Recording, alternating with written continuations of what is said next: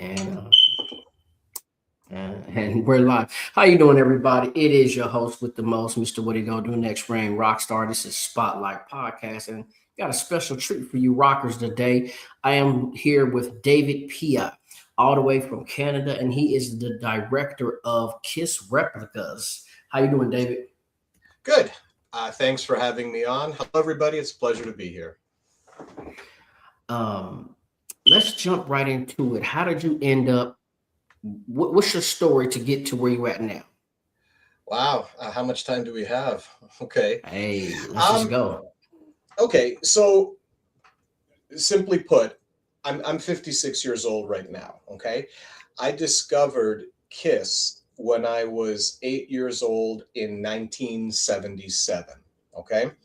My brother, who's 3 years younger than me, had traded for an album, the album Love Gun, and he brought it home. And we weren't old enough to use our record player. My mom wouldn't allow us to use it, and she kept it up on one of the credenzas so that we couldn't even reach it.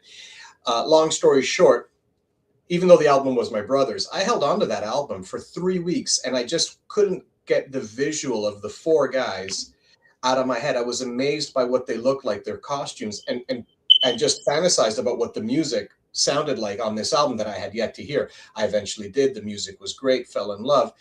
But there's three key things in my life that shaped me to where I am today.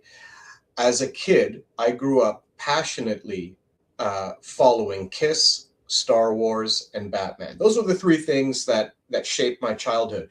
And ever since I was a kid, I would make costumes, even just out of paper, not even paper mache. I would tape pieces of paper together, color them, and slide them over top of me.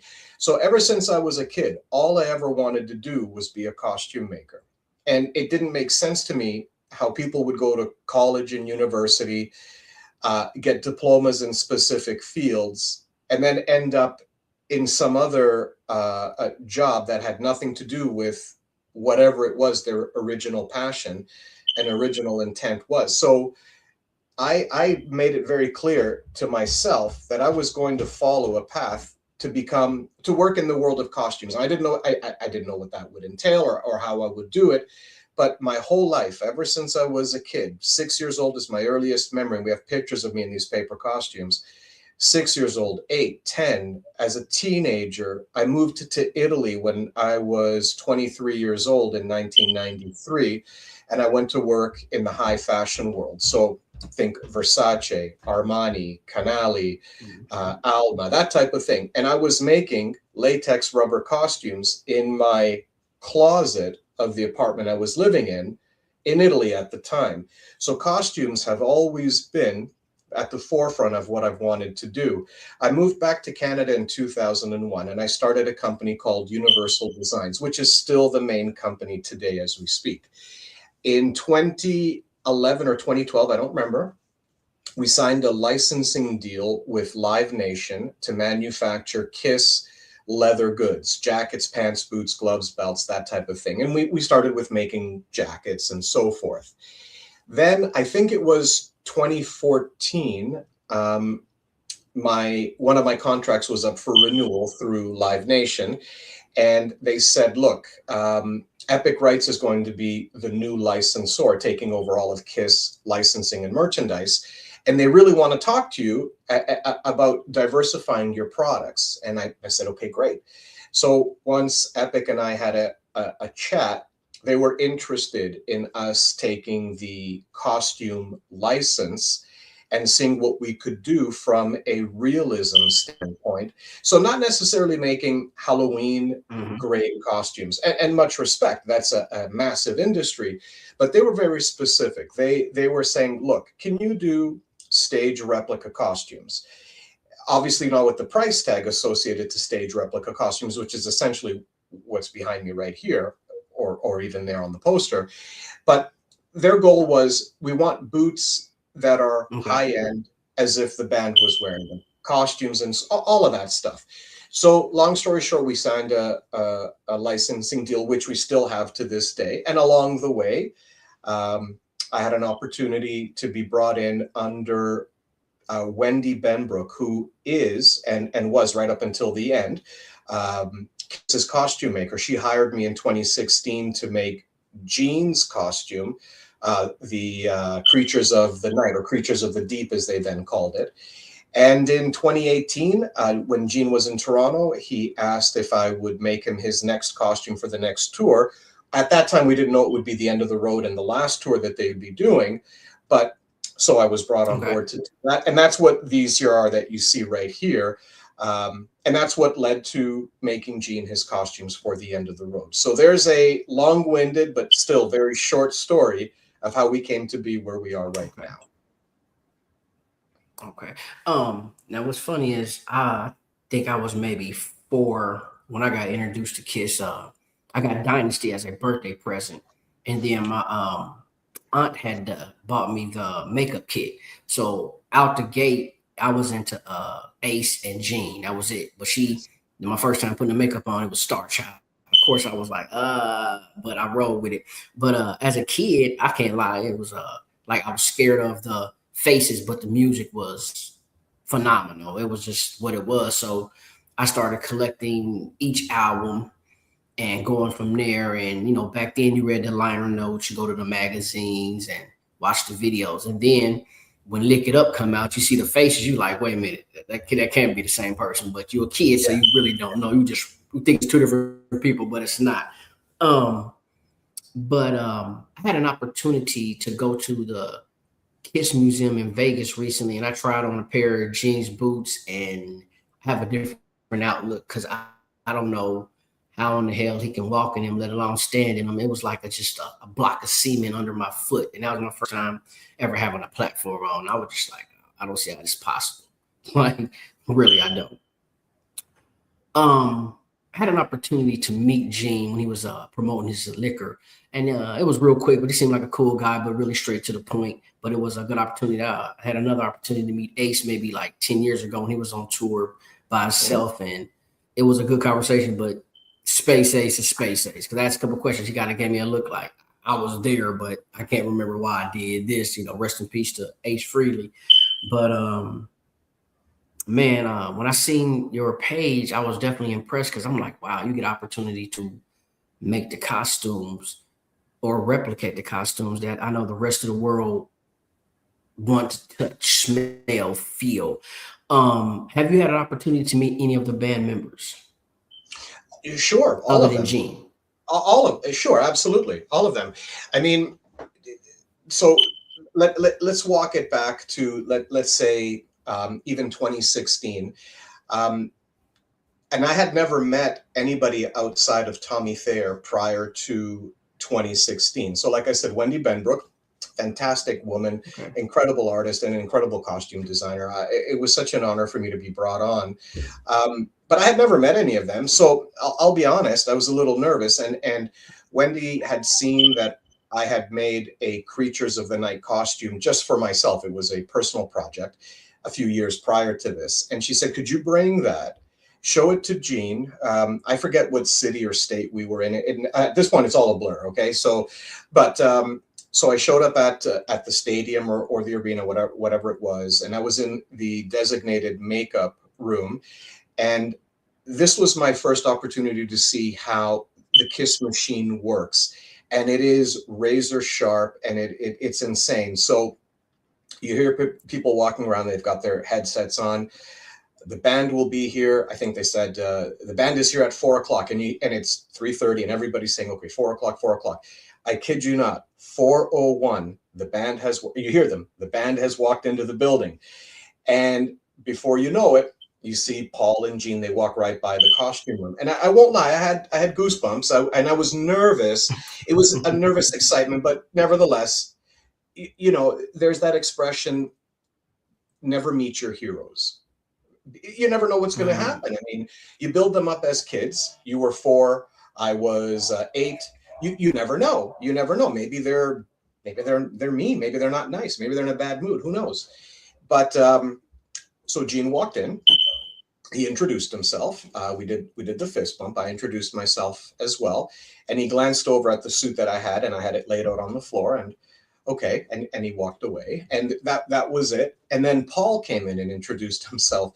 Now the funny thing is this: I don't have a picture of it here, but the Creatures of the Night costume that I was going to show Gene, and then I eventually put him into, the codpiece, front and center, there's two versions of it. He had a very phallic looking version that showed genitalia in quite detail. And then there was a smoother version that was more family friendly, I guess in certain states where they had laws against certain visuals on stage, even in the 80s. Okay. So he would interchange from one to the other. I only had the phallic one. So Paul walks in, introduces himself, and I have to say, what a moment. There is no bigger rock god, in my opinion, or better front man, to be clear, than Paul Stanley. He, in my opinion, is the greatest front man in the history of rock and roll. But he points to the codpiece that's on the floor and he goes, "What's that?" And I pick it up and I'm like, "Oh, this is the codpiece, presumably not this particular one I'm going to make, for Gene. He's going to be wearing on stage." And Paul starts to laugh and he goes, "Come on." Now, the room had other people in it, the regular costume handlers for the current tour and different team members. And it seemed like collectively, everybody all at once said, "Oh, yes, he did. Yes, he did wear that in the 80s. So Paul picks it up, and it's massive.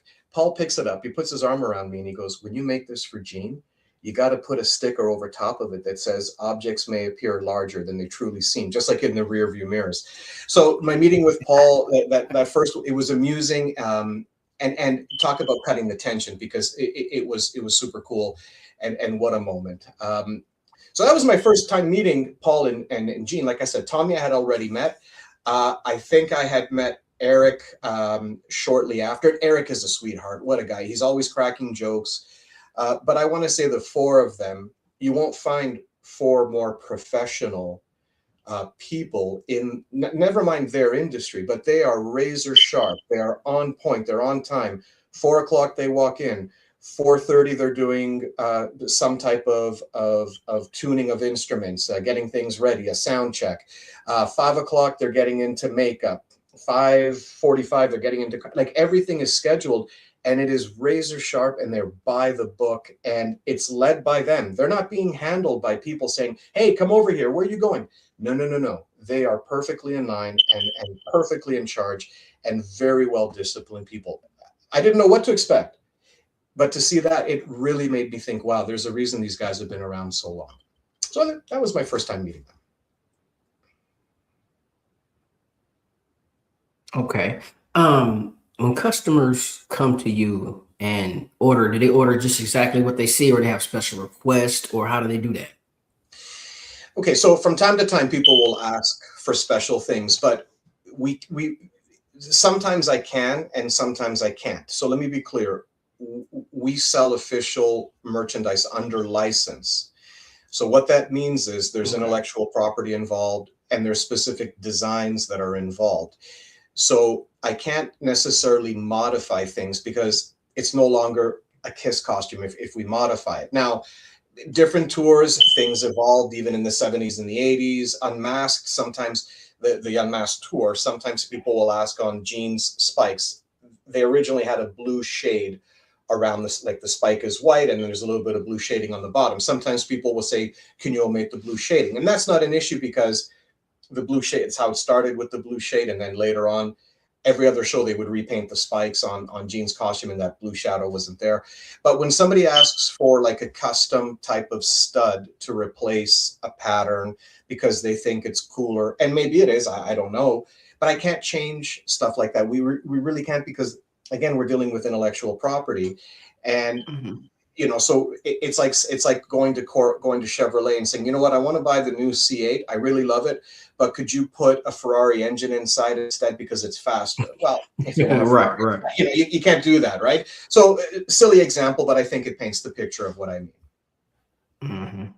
As far as licensing, are you going to get opportunity to do the axe guitar or anything of that nature, or maybe a Les Paul or anything, or the mirror guitar? No. My license is very specific. It's KISS costumes.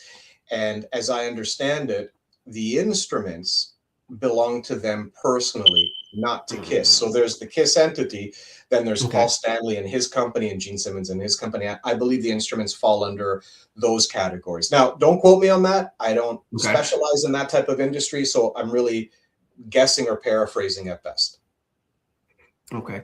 What's the average wait time if a customer places an order for a pair of boots or anything? Well, it depends. I mean, a lot of our styles are in stock and ready to ship. So if somebody's ordering a Okay. pair of boots, like let's say our destroyers, and we have them in stock, the order comes in on a Monday. We are a Canadian company, so if we're shipping to the United States, there's a lot of paperwork involved. There's no longer the tariff issue that we had before, but still there's a lot of paperwork that has to be done. So if you order on a Monday, typically it'll ship out by Wednesday or Thursday. It just time enough for us to get the paperwork in order and everything to get into the shipping area.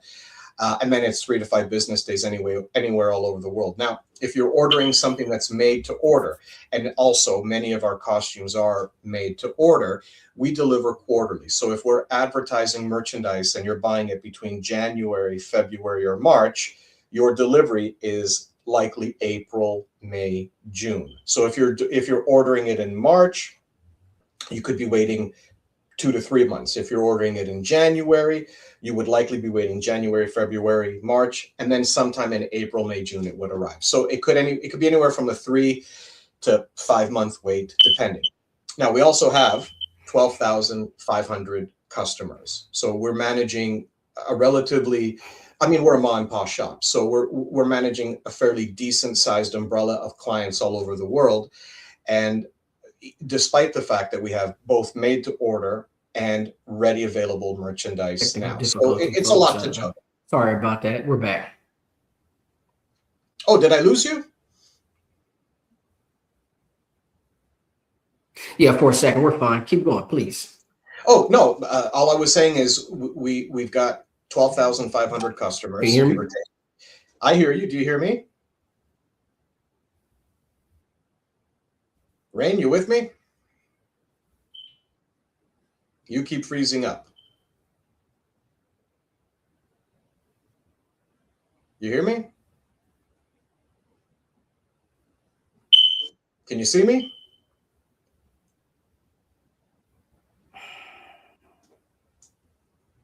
Rain, you still with me? Okay.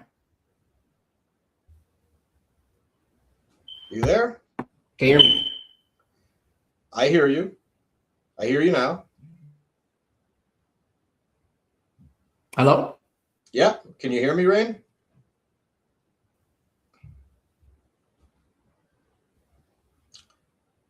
Wave if you can see me. Yeah, excuse me. You Okay. back, David? How you doing? I'm good. I'm good. I don't know where where you faded away. So you tell me where we should continue from.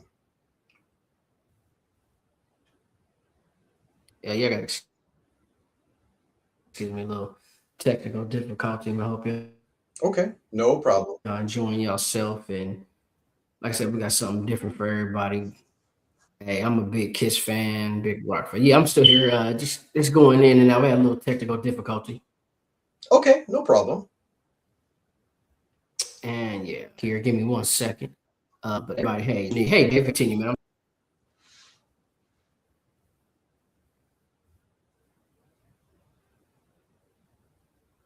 Okay. I think we're good now. I hear you. Yep, no problem. Uh, okay, do you see me? I see you and I hear you. Okay, perfect. I do apologize for that interruption, but please continue. Like I said, I don't know where you stopped, where you cut out, It's but like a deep lag, and I don't know why. okay, okay.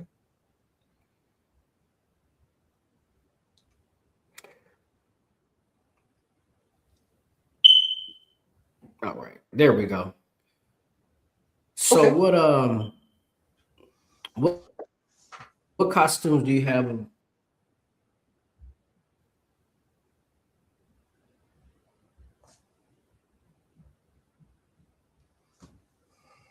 Can't hear you. Hello? I hear you.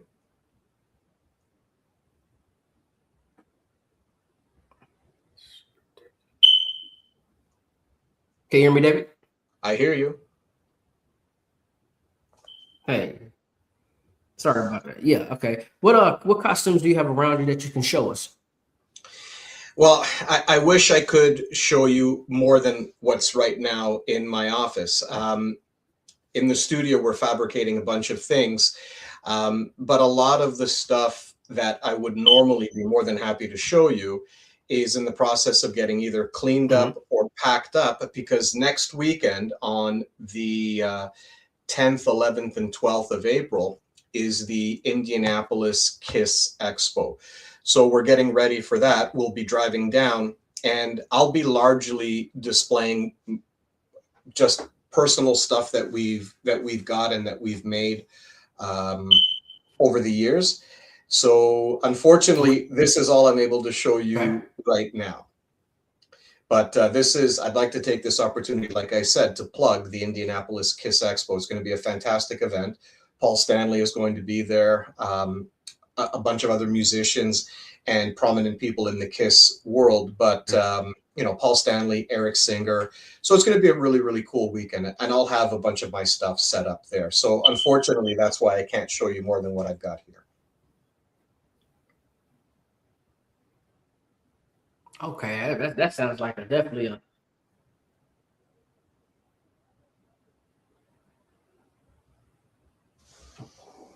Yeah, that sounds like an event right there. I Cool. would Yeah. definitely love to see that, but I'm waiting in Texas, so I know that's not gonna happen.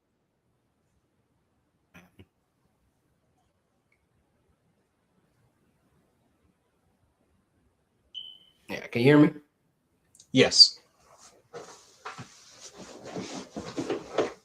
Hey, David, you there? I hear you. Yeah, I'm here. I guess I want to say, what's your? Can you hear me? Yes, I hear you. Okay. That definitely would be a treat. Like I said, I'm way in Texas, so I definitely am going to miss that. I gotta ask this question. What is your opinion on Kiss Meets the Phantom of the Park? Gotta ask that. Sorry, did you say what's my opinion of Kiss Meets the Phantom of the Park? Yeah, I asked that Oh, question because when you talk to Kiss fans, everybody has their ups and downs of it. Like as a kid, it was the best thing ever. Then when you got an adult, it was like, oh, okay, I see flaws. well, here's the thing. Okay, and you basically said what I'm about to say. Nostalgia is a powerful emotion and it's a bitch because I'm here. it came out, I don't know, maybe 8 years old again when that came out on television. And it was fantastic. It was amazing. I mean, all of us, all of my friends, we couldn't stop Mhm. talking about it. Um, we were drawing Kiss in our notebooks at school. It was the talk of the moment around our age group. But we were 8, 9, and 10 years old at that time. Us and all of our friends. Now, Mhm. the only thing I can tell you is there's a lot of movies from the late 70s and early 80s that I have a fond, incredible memory of. And I think back to that time when I saw them and how great I felt and how great the movie was.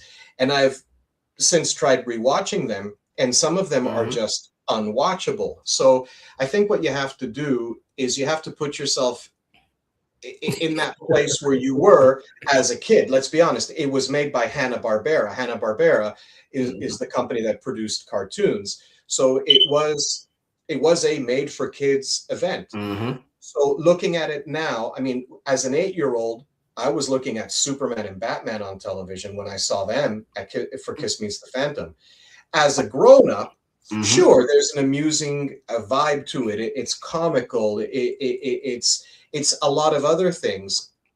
But when it came out, we all thought it deserved an Oscar. Let's be honest. And that intro where they're playing "Shout It Out Loud" and all of that, it's freaking amazing. And there's a lot of gems in there, like when they're sitting around the pool, when Mhm. Paul shoots the laser with his eye, when Gene smashes through the wall, and I could go on and on and on and on. And Devereaux and the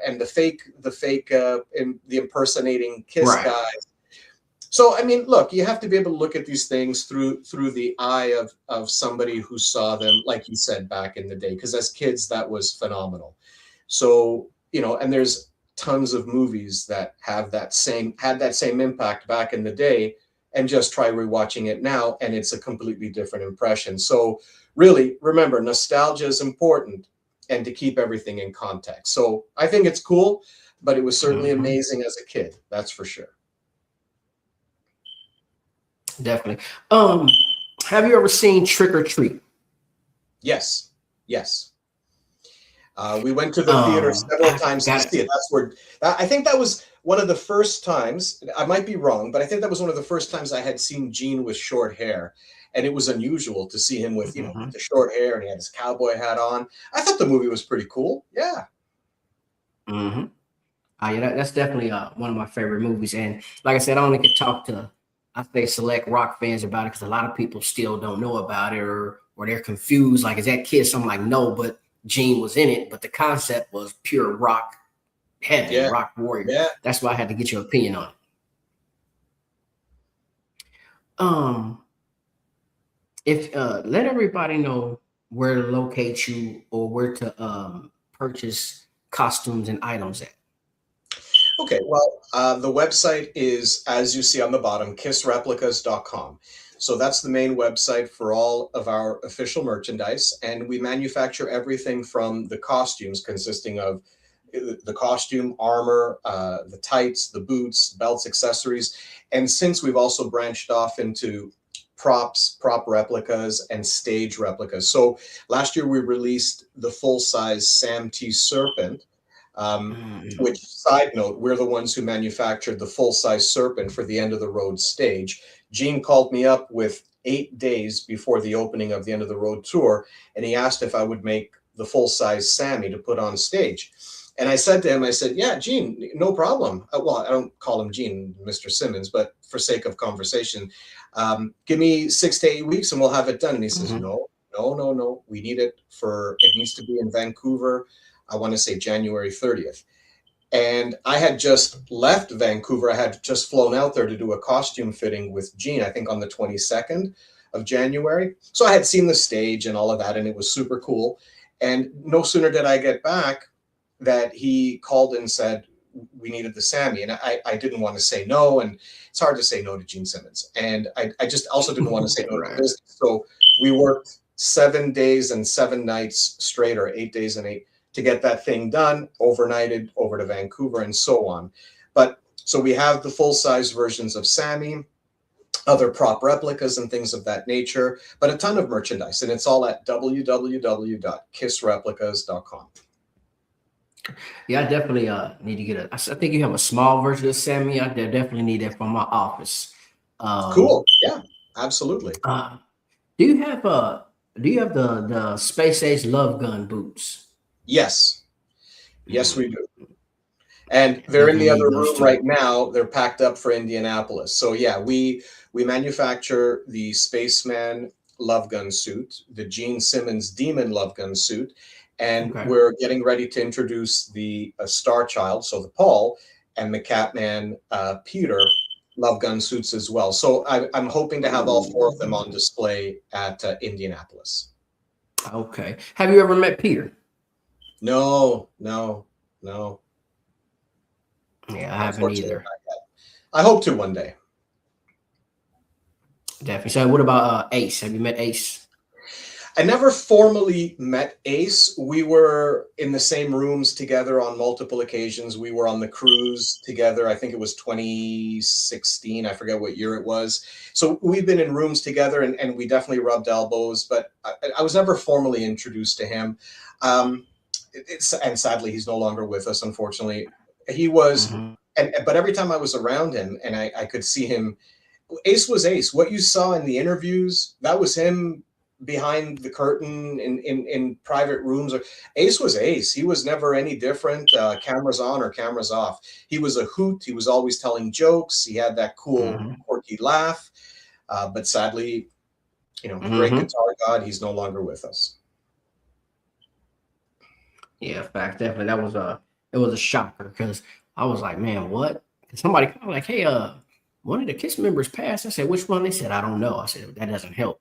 Then when I seen it, I was like, wow, because we had just me and my fiance at the time, we went to the casino to see him play. It was her first time seeing Ace, and she was just like, okay, yeah, what she seen me play on YouTube. She was like, yeah, that's him. He did the smoke guitar and everything, and then he passed. So that was definitely a special show. Yeah, unfortunately, he's greatly missed already, and he'll be missed by the next generation of music fans and guitar aficionados.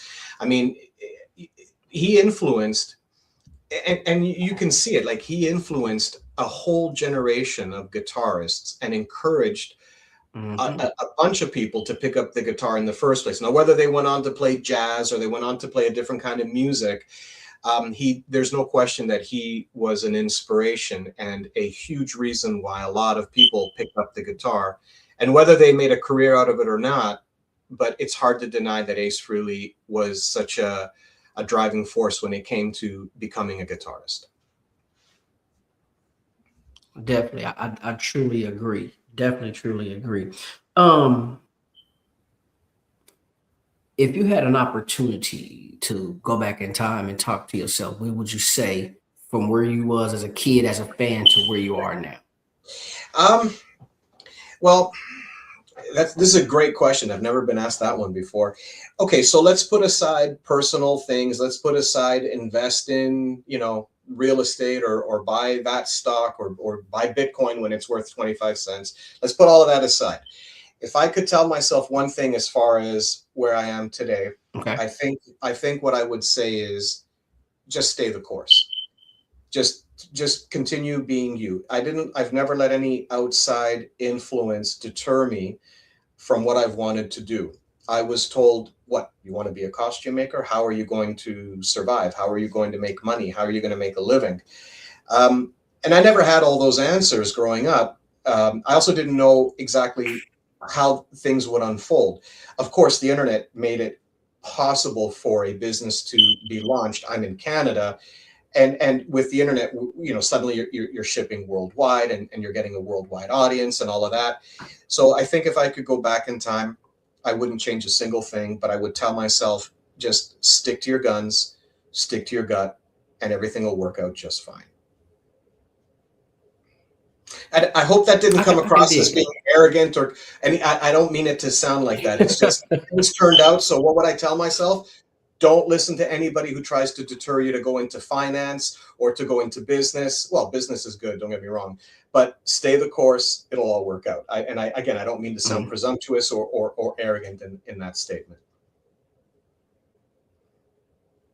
Oh no, you're fine. I mean, it makes to somebody that's in business or understand, it makes perfectly good sense. I don't have no complaints on it. Definitely, I couldn't put it no better myself. Man, I definitely appreciate you taking the time. I know we had a back and forth trying to get everything set up, but I do appreciate you taking the time, and I was excited about it, definitely. And that's why I was trying to get everything together and ran into a couple of bumps. But man, I appreciate you taking your time. Thank you. Pleasure's all mine. I'm grateful for the opportunity, and thank you so much for the interview. And maybe we'll do it again sometime. Oh, most definitely. You have my information. I definitely have yours. And anytime you want to show something new or you want to come on or whatever, just let me know. And we can set it up and make it happen. It's no problem. You're welcome back anytime. Perfect. Because there's a lot coming down the pipeline, and I think that it would warrant a whole other episode to discuss some of what's going on in the future with Kiss Replicas. I won't say much more, but there will be a time when I can speak Ladies about and gentlemen, I was saying in time we'll be able to discuss more. Okay.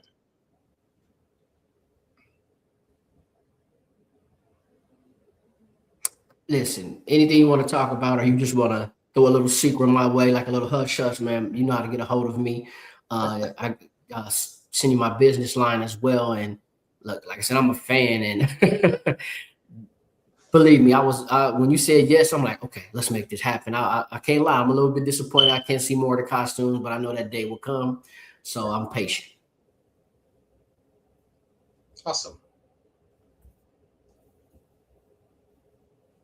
But we have David Pia of Kiss Replicas.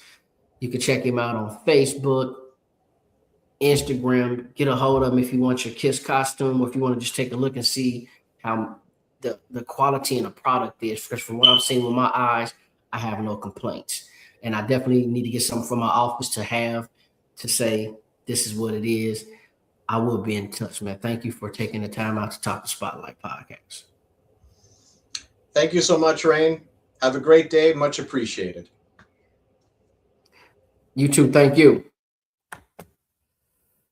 Oh man, people, that was a special thing. I do apologize for the technical difficulty. That was David Pia of Kiss Replicas. Yes, I am a Kiss fan. You probably seen some pictures with the Kiss boots on and don't know what they are, but that's what they are. We definitely gonna get something for the office.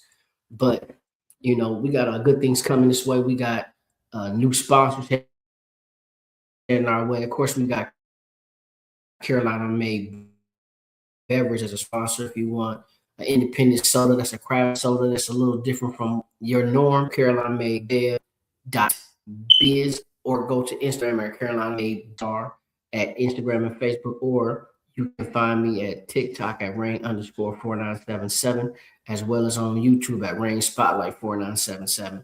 But I got a treat for y'all. What I have in my hand right here is, you probably can't see it. There we go. It's called Good Game. Good Game is an energy drink by T-Pain. We got different flavors. We got strawberry purge, and then we have orange vanilla. It's no crash, no sugars, very healthy, zero carbs. I mean, what more can you ask for? Definitely get that at nappyboydrinks.com. Shout out to T-Pain. And we do have another sponsor coming aboard. I will let y'all know when it's time for that. And always, Imperial Clothing is available. Yeah, let me see. Can we get the camera to come down? Yeah, that's Imperial Clothing right there. That'll be coming soon. We're working on that right now. Definitely get a hold of me at Rain Rockstar on Instagram, and I'll try to get you a nice shirt. It's going to be available at Kings Mall in Houston, and we're going to have other stores, and we're going to get the online going too. So with that being said, I am your host with the most, Rain Rockstar. This is Spotlight Podcast. Imperial Radio is coming soon. I haven't forgot. Don't think we haven't. And we got more interviews coming. Thank you for watching.